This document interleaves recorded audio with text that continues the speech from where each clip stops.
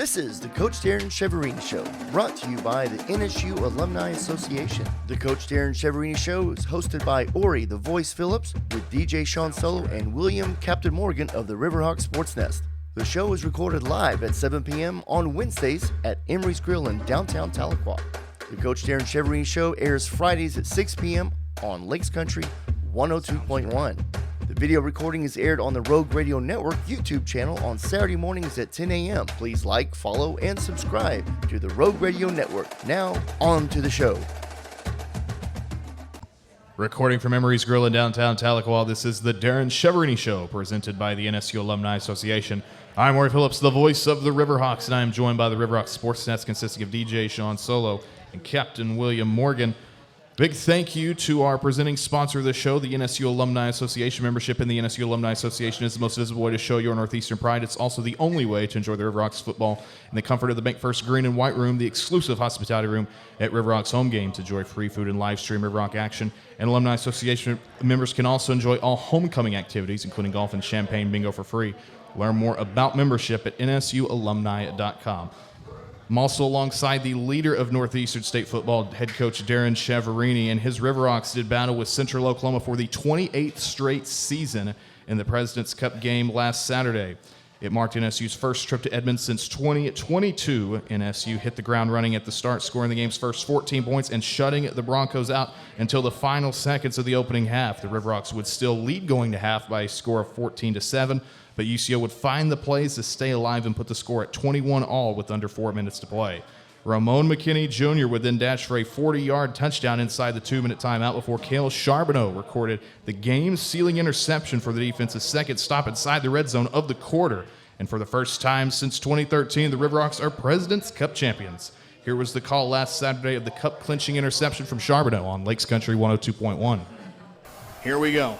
Coming out of the timeout. First one used by Doral and the Chos. Huff scanning. Huff has time. Left side of the field. And it's up in the air and intercepted. Cale Charbonneau. Cale Charbonneau has it. And the Riverhawks, the President's Cup, it just might be going back to Tahlequah. So, Coach, this win serves as a reminder that hard work pays off. 3 years ago, this was a 49-point loss in Edmond. Now against a team that was in the playoffs last year, a team that was picked as favorites in the MIAA. We're on top. Thoughts on the win?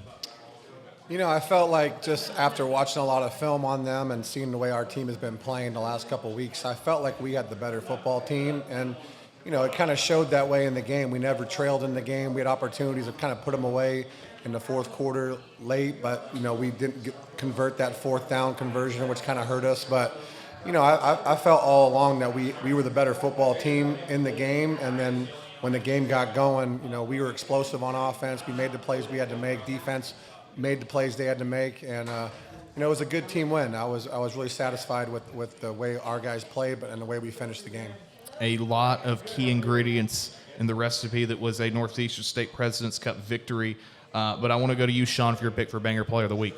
Well, actually, this is a pretty easy call for me, and I even announced it during the broadcast. But, you know, stat line, 181 yards, PD hat trick. Ramon McKinney is this week's winner. Now, Coach, I want to ask you about Ramon. You know, he's really cemented himself as one of the key playmakers on this offense. And he's only a sophomore. You know, after that huge performance against UCO, considering the way he's continued to grow into the running back role, how do you see his development shaping the offense moving forward, especially as the team keeps pushing toward those bigger goals? You know, he was a guy that we recruited out of high school as a quarterback. You know, and then when he got on campus, I saw how athletic he was and how he was with the ball in his hands. And so we kind of developed him into a running back. And he's gotten better, you know, since he's been here. He's gotten better every game that he's played in since he's been at NSU. And, you know, obviously he's an explosive player. We have explosive players around him, but when he's going, our offense is going. And so he was obviously a huge factor in the football game. You know, we don't win that game without Ramon, and you know, I think he's the best running back in Division II college football. So, Coach, I want to ask about the defense's execution in crunch time, because there were shades of what we saw, obviously, from the Saginaw win, where our defense stepped up that last defensive possession of the game, where we had some key plays at the beginning, and then we got the game-sealing interception. Specifically, those last 2 plays against Central Oklahoma. You know, they lined up in the Wildcat on us on first down, right around the red zone. They've been getting us on that Wildcat throughout the game, but we got them behind the line, about a 2-yard loss, and that put them in a spot where they couldn't open it up. They had to pass. And then we got the pressure. We got a quarterback hit, was tipped at the line, interception. Charbonneau, this defense multiple times this season stepping up in big spots when the lights are shining the brightest. What do you think about their execution in crunch time? Yeah, I felt like, they played very, very hard on defense. I felt like we got worn down a little bit in the second half. They were starting to run the ball on us a little bit and starting to get some explosive plays. But our defense bowed their necks in the red zone and when it counts. And most offenses can move the ball in the middle of the field, but where you win football games is in the red zone, and our defense did a great job of getting some big stops. Aiden Guest had an unbelievable pass rush that really, set it up for Kale. I know Kale gets the credit, but Aiden Guest had an unbelievable pass move. Yes. He ran, up and under 360 move on him and then got to his arm, and what a great play. That's going to be remembered for a long, long time around Tahlequah, but what a great atmosphere, that obviously, the team out west has a great facility, great stadium with their scoreboard. I mean, it was just a really cool environment to be a part of. Our fans traveled very, very well. We had great energy all game long. We had a bunch of our non-travel guys that traveled to the game that were on the sidelines. So huge win for our program, statement win. And, we're the top college football program in Oklahoma, and we brought the President's Cup home. Was a big deal. But that was a very big win for not only NSU, but for the university as well. Well, Coach, moving on to offense here, Levante Chenault had another big game, 8 receptions, 417 yards, and a couple of key first downs. So it seemed like every time UCO's defense started to tighten up, Chenault found a way to move the chains. And he caught all of his targets minus the PI, which kept the drive alive, and it ended in a touchdown. Tell us a little about Chenault's football IQ and competitiveness. He's a veteran football player that, I've known the kid since he was 15 years old when we offered him when I was at Colorado, and he's really developed into a very, very dependable receiver. I mean, he makes all the contested catches. He's hard to cover. He draws pass interference, penalties because he's such a physical guy down the field that people try to grab him to try to get him from not separating. But he's a very smart kid, understands football, understands how to get open, and he's got excellent ball skills, and he's been seeing that all year. He's been very dependable week in and week out, and I think he's one of the best receivers in Division II college football, the way he plays every week. He shows up every week.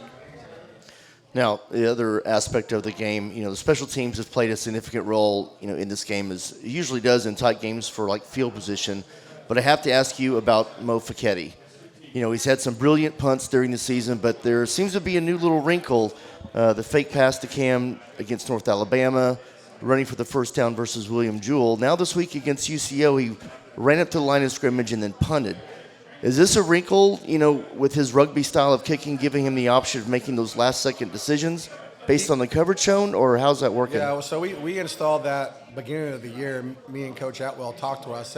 I said, Jeremy, he's such a good athlete. Let's just roll him out and let him just rugby or let him. So basically, he always has a chance to run if he wants to run.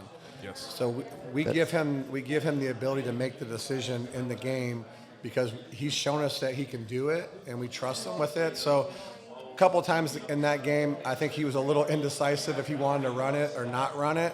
So that's why he's kind of holding the ball a little bit longer. But I just told Mo, just be smart, just make good decisions, and we trust the kid. So It's something we've had all year long, but he's been a little more aggressive, I think, now that he's had some success with it. So now he's trying to, okay, can I run it? But when he can, that's when he kicks it. Right. All right, Coach, we talked all season about playing complete football, defense, offense, special teams, pulling in the same direction. And this is one of those wins that is like the best example of all of those things coming together. So what do you think is helping all that happen right now collectively? I'm a firm believer that really good football teams get better at the end of the year. And, our development throughout the season, we've gotten better every week.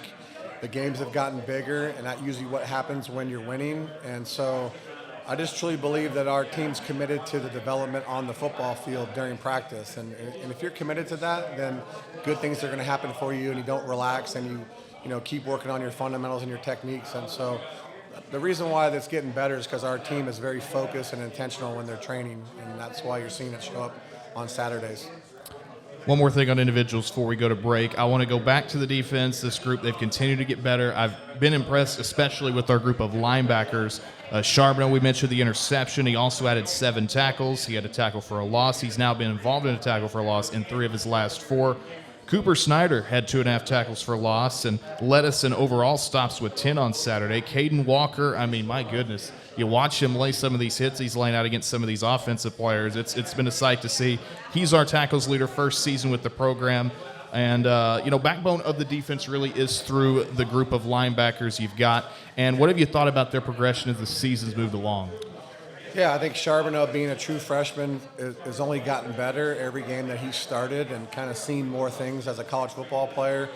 Caden Walker has kind of stepped into his own as a guy that came in as a Mississippi college transfer, and he's gotten better every game. And he is a thumper; he'll hit you. Yeah. And Coop's gotten better every game as well. Coop was a high school running back that also played some linebacker, and so I've seen his progression, his development.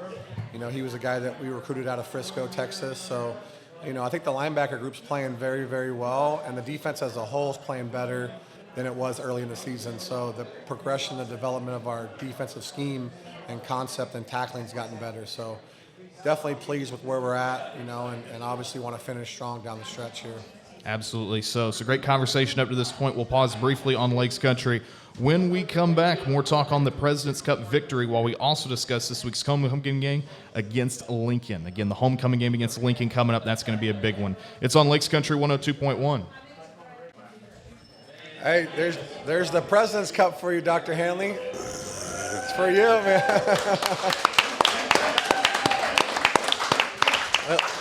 Give it to Dr. Hanley. It's got his name on it. All right, I'm ready when you guys are. All right. Welcome back to the show. A reminder that during football season, you catch a show in person and live at Emery's Grill on Wednesdays. As part of NSU's Quarterback Club, to learn more about becoming an NSU backer, visit GoRiverhawksGo.com. You can also listen on the official radio home of NSU Athletics, Lakes Country 102.1, Friday nights at 6. The show can also be heard on demand from the NSU Athletics website and Spotify. You can also watch for free online on the Rogue Radio Network YouTube channel. We'll continue the conversation, but first we'd like to thank our official radio sponsors for this season. Without their support, this show would not be possible.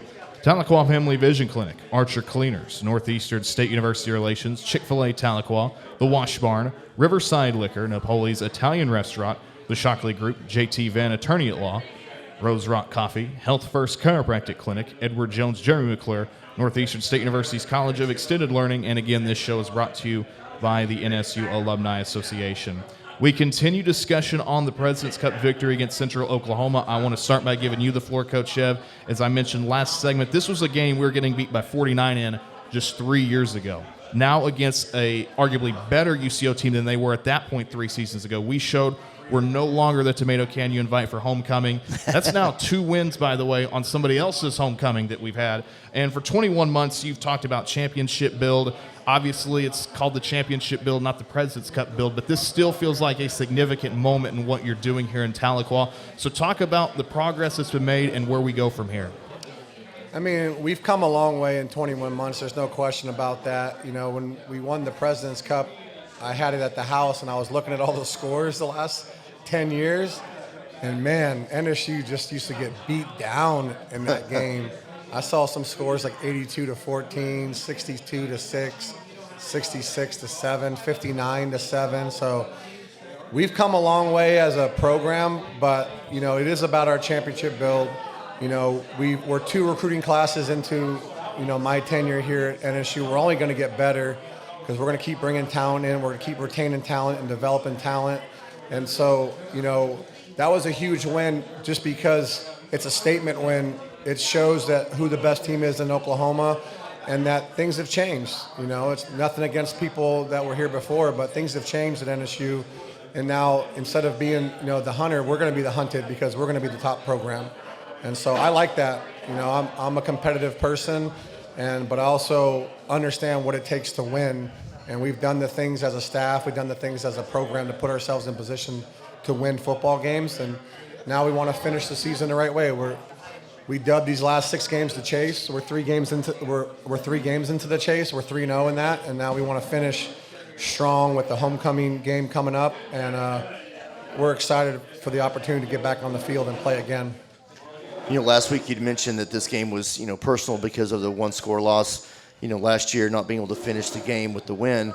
What was running through your mind when you got the Gatorade bath? Man, it was cold. It was cold, but it was a good cold. What a moment. What a moment for our team, our staff, our university. I mean, it's a huge in-state rivalry. It's over 100 years old, that rivalry. And so to have lost, 10 years in a row, I believe it was, or since 2013, whatever that number is, I mean, that's a long time. That's a lot of losses. It's a lot of players that have come through. So I was proud that we could bring it home. I told Dr. Hanley I was going to bring it home for him, and we brought that cup home for him. So it's a big deal. It has the presidents of both universities' names on the cup. It's a big deal, we got a place for it on the wall right now. We're going to show it off, and we're going to show it off at homecoming and show it to the crowd. And Greg Wadley's flying on his private jet to come into the game on Saturday. So, we want to be known as the best football program in Oklahoma. We showed that on Saturday, and we're going to continue to do that as a program. Now, you could feel and see the energy from the players down the field. I even left the booth before post-game because I wanted to be, down the field. You feel it. It's a real turning point kind of win. Talk about, getting that team picture with the President's Cup and, in front of the waterfall babbling brook, if you will. What was the message to the guys in the locker room afterward? I mean, first the picture, when you build a waterfall, it's a great photo op, right? Well, sure. It's a good backdrop. So when you win the game, why wouldn't we take a picture in front of the waterfall? It's a great photo op. So that picture's already hung up. We already hung it up in the facility. What a great picture. That picture's going to be on the wall for years to come, decades to come. And in the locker room, it was a party. I'm a firm believer that it's hard to win in college football. So no matter who you're playing, when you win a game, we're going to party in that locker room. That's just part of the environment that I want as a head coach. I want our players to enjoy winning because it's hard, And we've had some close losses in the last 2 years, but we've turned the corner and we're winning the close games now. And I'm excited for our players to go in the locker room and dance and be young adults. That's what college football is all about. It's about having fun. It's about enjoying the moment with each other. And we had a great time in that locker room. I bet you did.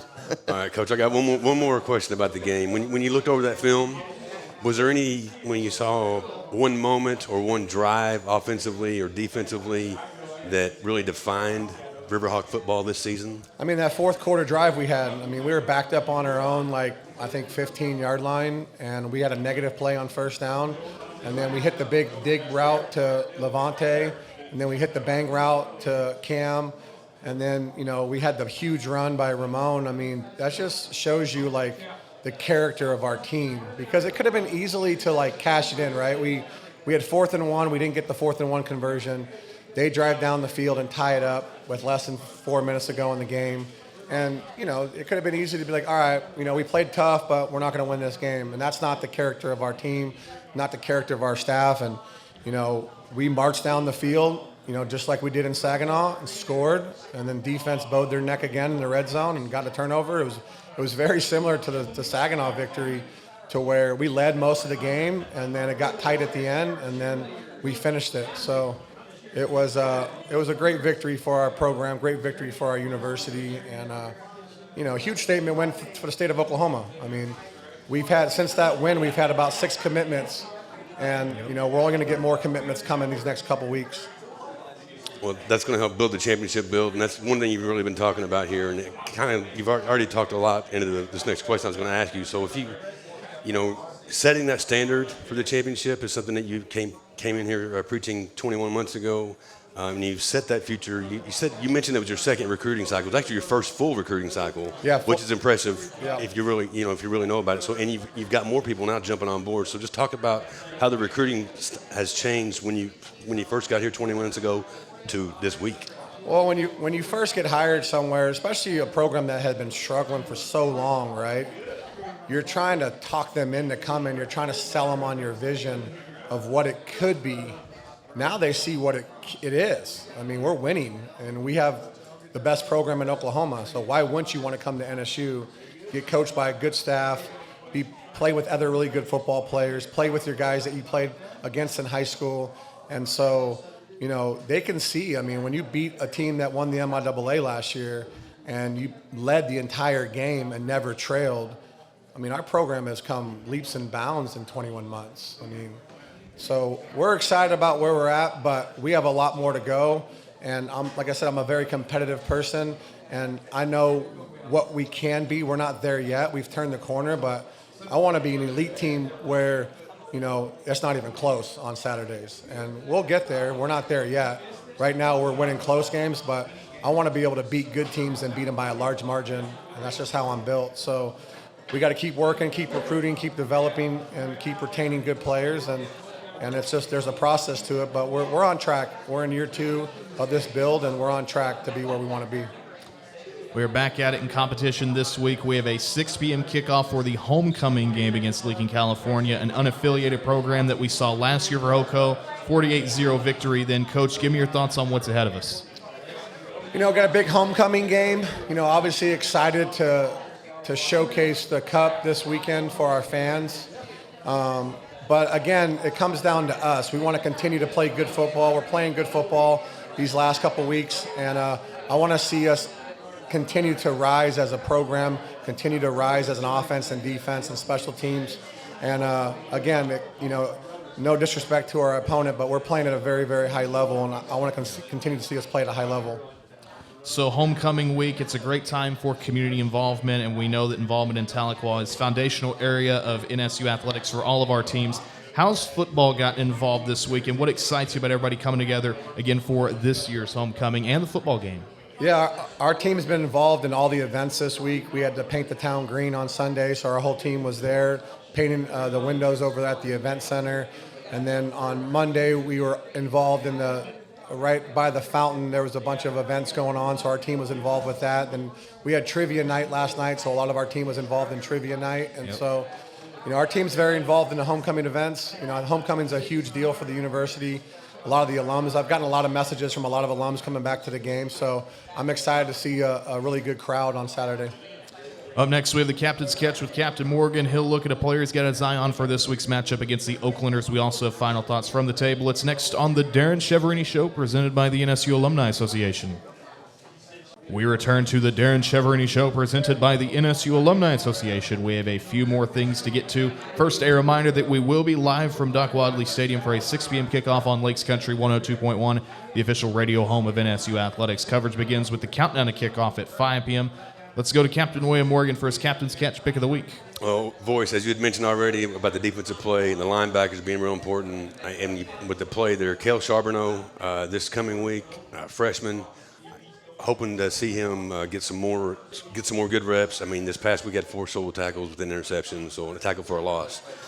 So he is someone that I suspect is going to get some good playing time this week and is going to be a playmaker and be involved. So I'll be looking forward to seeing him, and as his career progresses as a true freshman.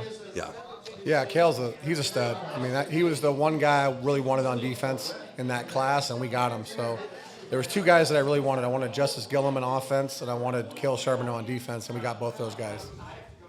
One of Wagner's own, by the way, in Charbonneau. One final reminder that the most visible way to show your Northeastern pride is through membership with the NSU Alumni Association. Make sure to download the Green and White Network mobile app for alumni and tap the Coach Chev Show tile. Fill out the form to enter to win a $25 Visa gift card while you receive a generous discount offer for Alumni Association membership just for taking the time to fill it out. We'll do our weekly drawing right now. Coach Chev, if you don't mind, Mandy Joe. Logan Evans. Logan Evans, better luck next week to Mandy Denied Joe. again. Again, make sure to download the Green and White Network mobile app for alumni. Tap the Coach Chev Show tile. Fill out the form to enter to win a $25 Visa gift card. Again, if you do that, your name will be in the jar next week. And a big congratulations to our winner of the gift card on this edition, Logan Evans. Another great show in the books. We're obviously riding off the big high from last week's President's Cup win. And by the way, I want to mention this. 3 for 3 on the road trip. I mean, you're going through years and years where we didn't even have 3 road wins across that span of time, and 3 of 3 in the last, as many weeks away from the quad. Now we come back home this week. First, we'll start with Sean on final thoughts. Well, it's funny, it's like 3 weeks ago, we're like, let's just get 1-0. Let's just get 1-0. Well, we got it. Let's get another one. It's 2-0, and now 3-0. It's insane what we've, I'll say insane. I know what the team's got, but, this week, last year, got real chippy in the second half. This week, I really want to see our guys continue to be, poised, walk away healthy, don't play down to the competition, and just get ready for the rest of the season. I will say this, then we'll go to William, then we'll go to Coach Chev.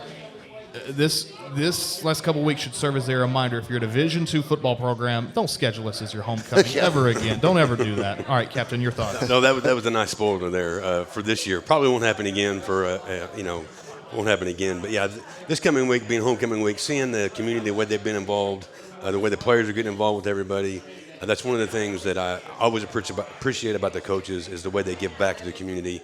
And then this weekend's game, I consider.